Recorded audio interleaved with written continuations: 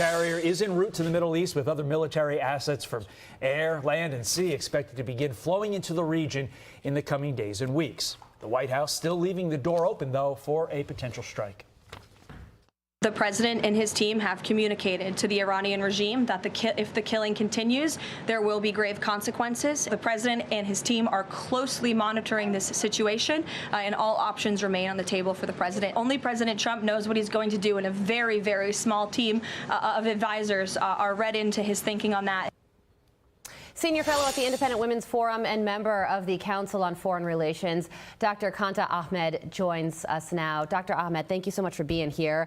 So the president is sending military assets to the region, and all options remain on the table. But there's also this Wall Street Journal report that says President Trump was told an attack on Iran wouldn't guarantee the collapse of the regime. The reporting goes on to say the U.S. officials and Middle Eastern partners told the White House the regime was unlikely to fall after a massive bombing campaign, which could instead spark a broader conflict. Smaller assault packages, meanwhile, could boost morale among protesters, but ultimately not change the regime's crackdown. So taken as a whole, how do you view all of this and where things go from here? Iran is extremely militarized. The regime is defended by the Iranian Revolutionary Guard, who are loyalists, fanatics, and actually the prime beneficiaries of Iran's corrupt and excavated economy. It is imperative the United States stands with the Iranian people, and I do believe the president will make the decision to strike ballistic missile launchers, manufacturing capabilities, drone factories, a number of other assets to begin with, which can be readily targeted by the United States without ground troops or any kind of invasion, which would be unacceptable for the president and the American people.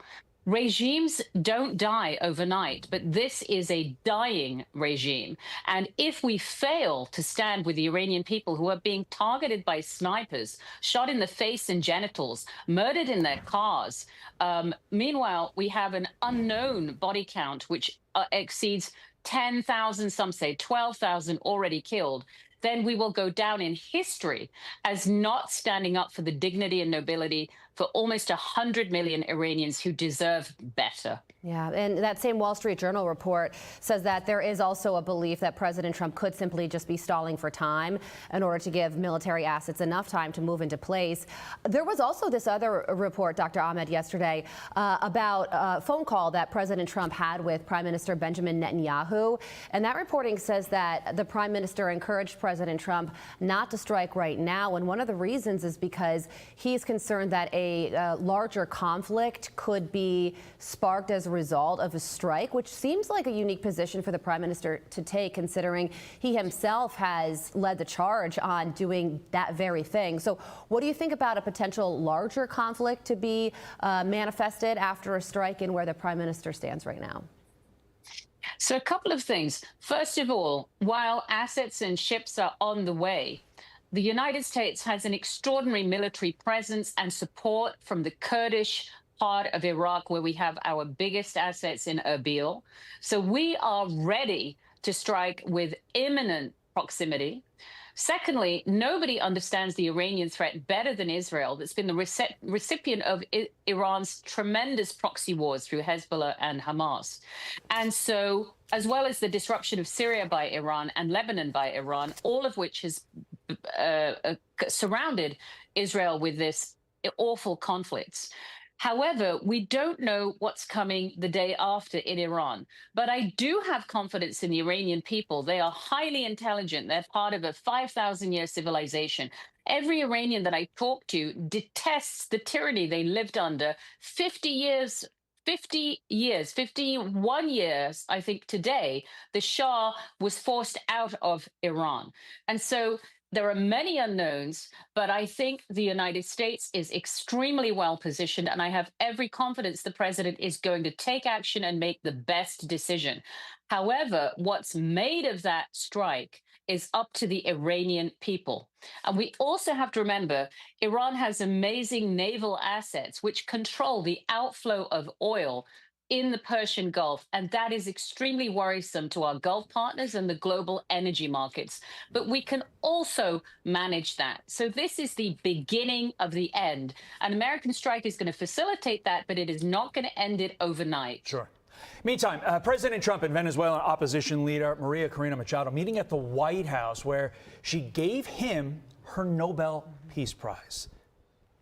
Watch this.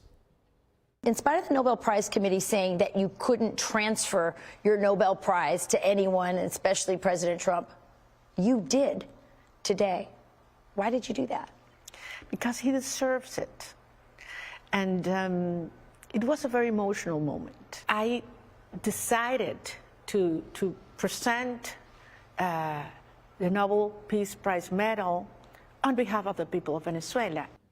That, of course, Rachel Campos Duffy's interview following that major moment that we all saw at the White House. But listen to this, Dr. Ahmed. A New York Post op-ed explains how capturing Maduro helps the world, saying, quote, what will be the lesson for Xi and Putin of the great Venezuela raid? I would think it's this, that Trump will run enormous risks to protect American interests. Trump has no wish to carve the world like an apple into spheres of influence in which China, Russia, and the U.S. can plunder smaller nations at will. The extraction of Maduro from his Venezuelan fortress has had a domino effect favorable to the U.S., not just in Latin America, but around the world.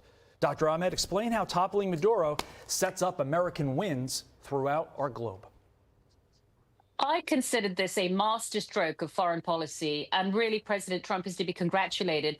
Maria Corina Machado's gesture was extremely touching, but it does represent how the Venezuelan people feel about being liberated from this. This was also the first step in helping dismantle the Iranian regime.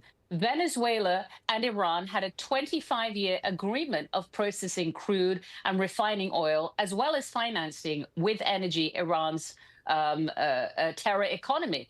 Also, Venezuela hosted Hamas and Hezbollah training camps.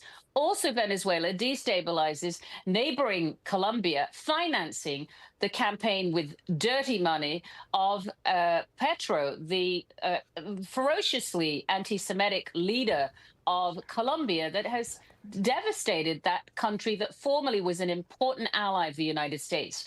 So this is tremendous for Latin America. Of course, it's great for the United States. It's very good for energy markets. It makes it much more expensive for Russia to prosecute the Ukrainian war, because now people can access more favorably priced oil globally. And it did not result in a bloody revolution in Venezuela. This government now will be under close scrutiny of the United States, so that living standards and conditions for Venezuelans can improve, which will put pressure on Colombia and Iran and repel Russia and China from the region. Extraordinary. And Marco Rubio gets a lot of credit for helping inform the president. The hardest working man in the world, Marco Rubio. He has every job. Dr. Qanta Ahmed, we appreciate it. Thank you.